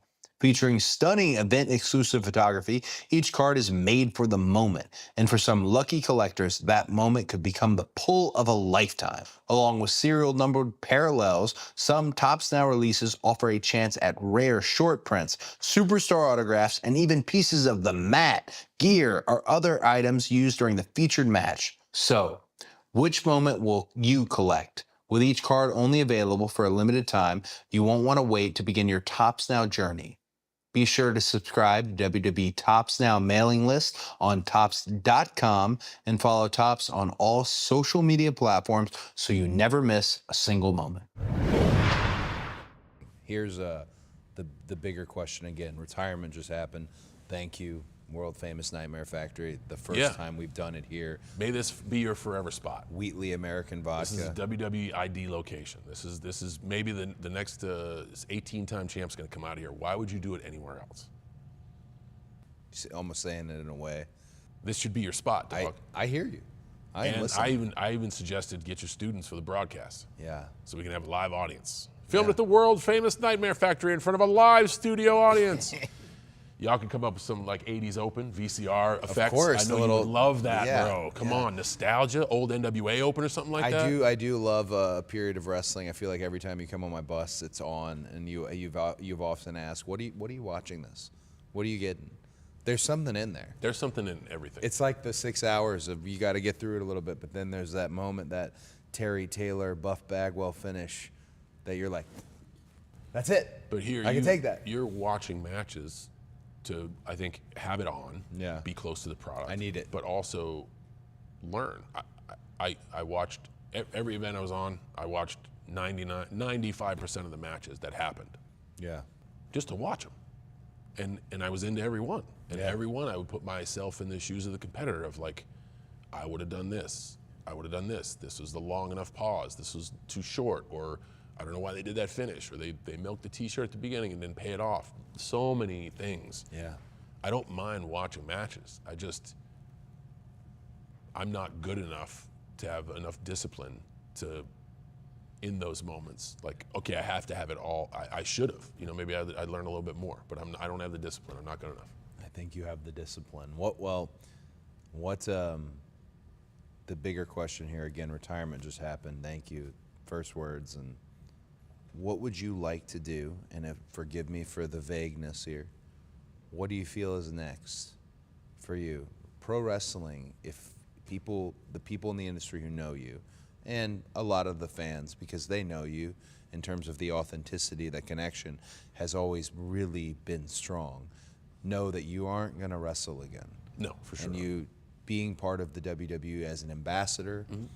But what do you think is next in terms of what hill is next to climb? As a great lesson, and I had said it 3 times. I dropped 2 of you yesterday, and in terms of just talking with Kirsch, what's our why? What's our why here tonight? And then, of course, let's climb the hill in front of us. Do you know what that is? And if not, it's quite all right. I think the world would like to know what's next. I have always been somebody to wait for life to deal you what it's going to, Yeah. because life will deal you a hill. Mm-hmm. It will deal you a hill. So Right. what is immediately next for me? Yeah. I got to get my 3rd run on an implant. Oh, Here. hey, look. I've lost 3 of them, and I got to get another one. Who did it? Was it Gunther? Or you just lost it? Just lost it. Life did it. Yeah, okay. So I'm going to get that done 2 days from now, Okay. and then holiday travel. Yeah. So be present with curiosity and purpose with my family Yeah. for 7 days, and then for my other family for 10 days, Yeah. and then after that, whatever hill I have next. But that is like, keep screen time way down, get as Yeah. many social engagements as you can, Yeah. actively listen, Yeah. curiously ask about folks, and be genuine in what they have to answer. Sure. Know when a good friend of mine tried to head, do you want me to listen, or do you want me to help, essentially? Yeah. A lot of folks just want to lighten their backpack. You Yeah. know what I'm saying? So these are folks I care and love about, and actively, after years of absence, Yeah. hiding under the guise of, well, I'm working. Yeah. I'm still not pouring into that relationship. So Yeah. I got 2 to 3 weeks of that, and then I'll see, man. Yeah. Yeah. I don't know how you feel about this next thing I have to say, because that's beautiful in terms of what's immediately next. I don't know in what setting, but I really hope we get the opportunity to work together again. You're my first job after retirement. There it is. Look at this. He literally, yeah. No shit. You are my first job after retirement. You can't sit me. And I scheduled this like way ahead of time. You Of, did. like, You made it very clear. You also made it very clear we weren't going to be faking it. You needed retirement to happen, Yep.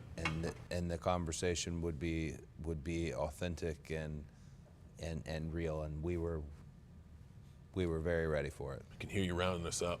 I don't have to. No, you do. I mean, wanna you go- got you got stuff to do. I hope You know, a lot of the stuff I have to do is stuff you used to do, stuff I still do. stuff you still do. I just hide it away from people. Yeah. Yeah. No, but I mean that's the path. That's the My path worked Yeah. okay for me, but there's everybody has their own. Certainly, and DJ moves in his own lane, Roman Yeah. in his own lane, Brock in his own lane, you in your own. Like there's a ton of Phil in his own lane. Yeah. Like it's a chicken soup business, dude. And I think that's why people get so passionate about it. And I think that's a lot of times why emotions might get the best of us. And in a nice way to call back to maybe something I wanted to do this, to talk about this, is we all have our own way of doing it. Yeah. And what I love about the past year is so many people have been critical about so many moments Yeah. and blamed it on this fictitious book or like creative direction. Sure. This always happens. What a fucking ironic statement to make. I never speak in absolutes. Yeah. No. I rarely speak in absolutes. yeah.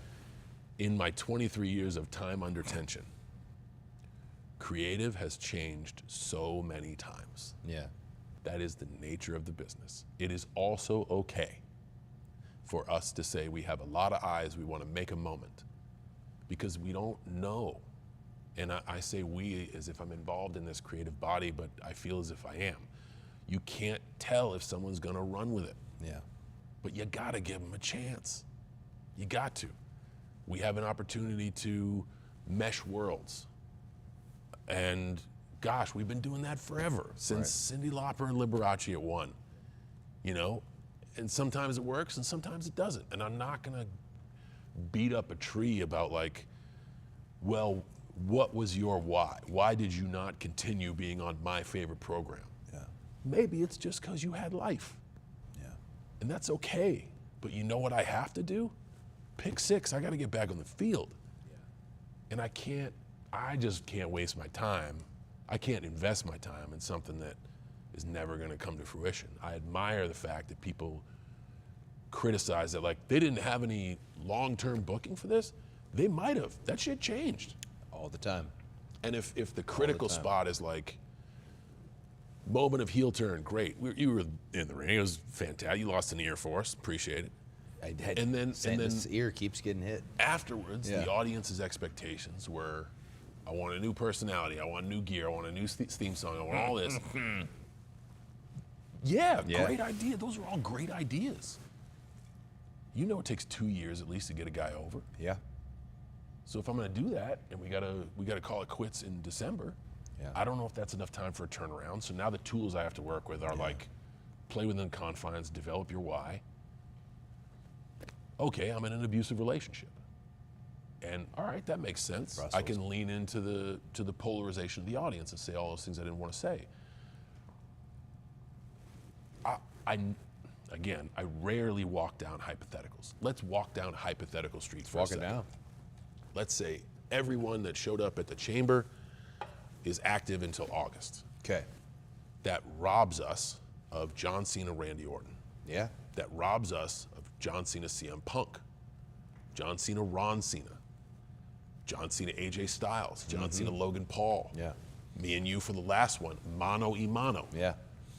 So yes, the story that might have had star power and gravity and who knows what, but what we got by just being like, these are the pieces left. Yeah. What can we build? What we got from me personally was beautiful. Was beautiful. And I'm not trying to change anybody's mind. Again, I've released art into the world and they can think how they want about it. I'm just also saying that, like, is it a wise investment in time? And what I've learned about like credible wrestling critiques, it's of course it is, because you want chatter and you want clickbait. But not like, let's analyze what happened. And I was in the ring with you. I was in the ring with Randy and Punk and Ron Cena and Logan Paul and AJ Styles. Man, it was really loud. Yeah. So, judging by the wise man Shawn Michaels, does that mean we did okay? I don't know. But man, sometimes like what's the next thing you're gonna do? What's all these hypothetical things? Let's just figure out what is, Yeah. figure out why we're doing it, and just climb that hill in front of you, man. You know, because it's gonna change. They're gonna have a plan for you, and it's going to change. And Yeah. Here's the thing, the WWE audience, or the people who critique our work, they're so forgiving and understanding when the reason is injury. Yeah. Someone gets injured, they can't compete. Okay, we got to give that up. Totally blows the story. Yeah. Creative, injury, I get it. What if it's an emotional injury? What if we deem things aren't working out? Yeah. What if somebody says, I just can't make it?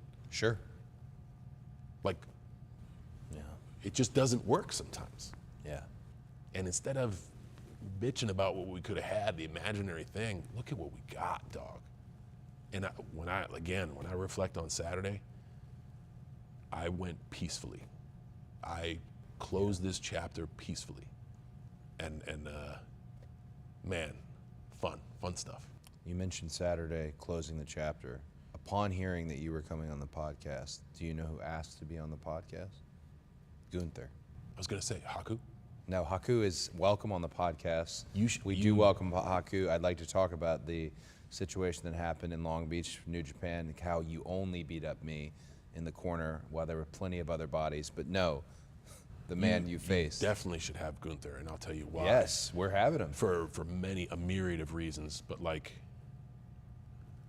I see things from a different plane. Yeah, He sees things from this plane. yeah, And I love that because he is relentless in mastery of a piece of canvas. yeah, Relentless. We can talk about a myriad of things. yeah. You'll have a lane of conversation with him, but it'll be enthusiastic. You like a flat white, he's a coffee nerd. Yeah, Wrestling. And like with purpose, he has an idea of what it should be and an idea of what offends him. yes, very much. And this offends me. I cannot tell you how much respect I have for him, and I know he's not going to say the same thing about me, and he shouldn't. And I'm okay with that. Yeah, It is such an honor to be able to step in there with someone whose moniker is the Ring General. yeah, And in my last one, if I could add a star to his uniform, someone who believes the mat is sacred, I believe the same thing. We just see it through different lenses. very much. I hope you have him on. I can't wait to hear what he has to say. I'm excited about it. As we come to a conclusion and land the plane, you say all the time, leaving it better than you found it. And I know that's big. And you always, especially now, speak very much, it's measured, and it's with the thought of growing, and it's with the thought of knowing you don't know everything. But I am just asking, do you feel after Saturday and after this retirement tour that I am so insanely thankful and grateful to be part of, both professionally and personally? Big ups to Wheatley. Big ups to Wheatley. Do you think you left it better than you found it? We wouldn't be doing this 10 years ago. We might be doing this, but it wouldn't be for you guys. Yeah. The amount of opportunities for performers is exponential. And the company is far more empathetic and inspirational and like, go out there and get it. Yeah. We went from trying to be accepted, and this is why it was tough to let talent flex different muscles, because man, I can't take you away from the thing. Yeah. This is another benefit of less live events. You can do more things. You can grow if you're a creative and you want to grow your tentacles. Yeah. It's fine. So that's a pro of less live events. Yeah. Money's never been better for talent. Creative outlet has never been better for talent. We have great partnerships now. I believe that we're accepted on far more of a global plane. Yeah. I think the overall attitude of talent is we're in the consumer service business. Yeah. And consumer first. I think in the days of old it was very like I'm talent. Stay the F out of my way. Yeah. And I know there is some breach of personal boundaries that everybody's trying to discover with all the new technology out there, whatever, but I think our talent is very consumer friendly Yeah. and consumer aware. I think that's now an aspirational position that we've done a great job with our partnerships of Fanatics and sports licensees to make it a universal truth that yeah. like, that's a symbol of greatness. Yeah. Economically, those who sit in the boardroom are pretty happy with where we're at. Yeah. I remember we were about $6.50 a share. We are currently not trading at that today. No. So that's kind of where I started, Yeah. and that's where we're at. Consumer engagement is at an all-time high. Yeah. I'm inundated every day of how I've effed up, or and also consumer admiration, consumer chatter Yeah. is at an all-time high. So I think it's not just we always tote like. We don't give enough love to you guys out there. We always tote like Arena Gate, merchandise record, whatever. Yeah. That's fine. That's a direct reflection on your passion. And our consumers are more engaged and around the world, but that's because of our relationships with companies like Netflix. Yeah. Companies like ESPN. I was just about to mention ESPN. Also Netflix. Now instead of, man, I am from an era where we are on live on cable television. Yeah. And on the same night, we're on at 2 a.m. in Germany. Yeah. When we used to be on at 8 o'clock in Germany. Yeah. So we would draw in Germany for 6 months, and then it'd dry up. Yeah. What happened? Our TV deal went south. We're on Netflix. You can catch us there. We're a member of the Disney family. You can catch us here around the effing world. Yeah. It's going to give you a chance. We got a PLE in Italy coming up in May I'm excited about. Yeah. We're taking WrestleMania overseas in another year for the first time ever. All of these things, man, I mean, you got it in front of you to make it way better, but I'd like to think that we're better off. I was sitting next to Ed Koski and Gorilla during the match, and live updates on the phone from ESPN, and it didn't feel out of place. And I thought how special that was. Very much your answer. That rings true in terms of the business where I stand, and I stand in a very good place in the business. Entertainment used to look at us like we're not good enough. Right? Sport used to look at us like we're not good enough. And then they kind of both started borrowing. And honestly, my hat's off to the influencer culture. And they get knocked for a lot. But man, the fact that they're successful allows both entertainment and sport to lean into like, there's a million different ways to do it. And we're influencers before influencers. We're reality TV before reality TV. Like we're My gosh. sport drama, we're cinema. Like it's all things rolled into one. And it just took, I don't know, when Vince buy from his dad in 1980 until it took 50 years for us to be on a level where everyone's cool. And because everyone's cool, that means we can fire in a lot of lanes, where before we were just a carnival business. So I started as a carny, and now we're shaking hands in some pretty important rooms, and we're shaking hands with a lot of people in the arena. I think we're pretty good. It takes time. 23 years, you said. Time for under you. tension, small wins, dude. Just climb the hill in front of you. I'm going to give you this, John. This is a wonderful jingle brought to us by our friends at Wheatley American Yeah, Broadcast. big up to Wheatley. Big up to Wheatley and the Doing it. You Can't Sip Me, great bartender today. Thank you all very much. Mm-hmm. I'm going to ask you to replace a word in this jingle.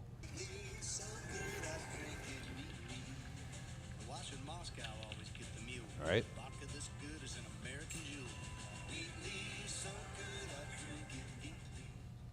Why should Moscow always get the mule? Yeah, well, that's one part of Vodka it. this You know, good. I Wheatley- repeatedly play with my tool. well, that works too, but the what Because we if I get enough of that, Wheatley so good I drink it, and instead of neatly, what does John Cena put there? oh, Wheatley's so good I drink it completely. There you go, completely. As, Yes. You Can't Sip I got Me. through about a 65% of this thing on camera. Yeah, we know, man of your word, you are going to, all of it will be gone before you leave here. This is the Pat Summerall section. Wheatley so good I drink it completely, and having just completed your career, and now completed your professional wrestling career at that, completed your first interview and podcast outside of it. At the world famous Nightmare Factory, a WWE ID facility, where the next 17-time champion will emanate from. these hallowed halls. Get yourself a live studio audience. Get yourself a wonky 80s introduction. Maybe Lance Catamaran can come and do some commentary for Lance? I don't know. Lance, okay. you. Yeah, I got his number somewhere. Yeah. I think he went back to Utica. We'll exchange contact info. I need to thank you. No, you don't need to thank me. Of course I do. Hey, whoa, take the No, compliment. no. You came in the ring Saturday and thanked me, and I didn't want any piece of it. No, And you did not. And what everything that was going on in my head was like, instinctually, this is wrong. I need to be better with words of affirmation, and I need to be more coachable. Take the words of affirmation and be more coachable. Let these young men call this spot and see where we land. Yeah, I think all I said to you was, don't fight it, and then I love you. Yeah, and that's what got me. That's what's like, I'm doing this however I feel, it's the right thing to do. But I want to thank you because you are going nose to nose, and you go as hard, in some cases harder than I can imagine. Your work ethic is aspirational. You will joust that. Here is my volley. You are responsible for more than yourself. For many of these years, I was running a one-man show, and it was like, if you want to ride the wake, I'm the boat. You can get a tow and some skis, but we're doing it my way. You're a family man, a dedicated father, a wonderful husband. You got people to support and that support you, and sometimes that helps, but like, you are juggling so much more than I ever possibly could. So thank you for overstaying. You gave me another 35 minutes. It's not lost on me, and a lot of me wanting to milk this is just, I miss my friend and I wanted a conversation with my friend. I love you too. Thanks so much for this time. And man, you're doing it. You're doing it, and I'm so fucking proud of you. Thank you very much. And obviously thank you from me, but thank you from, I said it and I didn't really finish my thought in a sense. I feel like I'm in a good place in our industry, a good position to look out upon it. And I think I can safely say from everybody who puts on a pair of boots, who's gonna tell you the same thing, and everybody who comes to watch those who puts on a pair of boots, thank you very, very much. And Oh no, man, this is gonna be out of frame. We're gonna have to hug our knees, but I don't give a shit. oh, buddy. Love you, man. Love you too. Oh man, thank you so much. I'm gonna go get a flat white. Oh You go my to work. gosh, John Cena. John Cena.